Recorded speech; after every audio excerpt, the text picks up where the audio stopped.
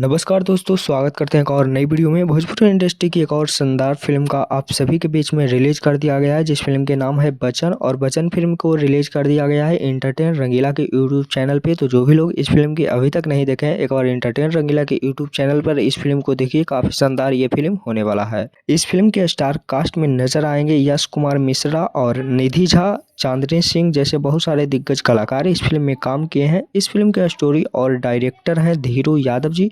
इस फिल्म में म्यूजिक दिए हैं मुन्ना दुबे, दिलीप कुमार जी। और इस फिल्म के लिरिक्स लिखे हैं प्यारे लाल यादव और राजेश मिश्रा जी।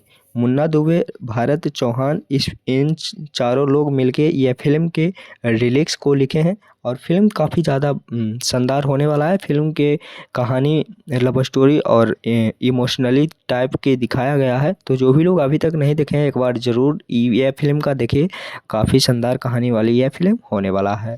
और जो भी लोग देख लिए हैं, कमेंट बॉक्स में कमेंट करके बताइए कि यह फिल्म का कहानी आप सभी को कैसा लगा। मिलते हैं किसी नेक्स्ट वीडियो में किसी नेक्स्ट खबर के साथ। बने रहिएगा हमारे चैनल पे। धन्यवाद।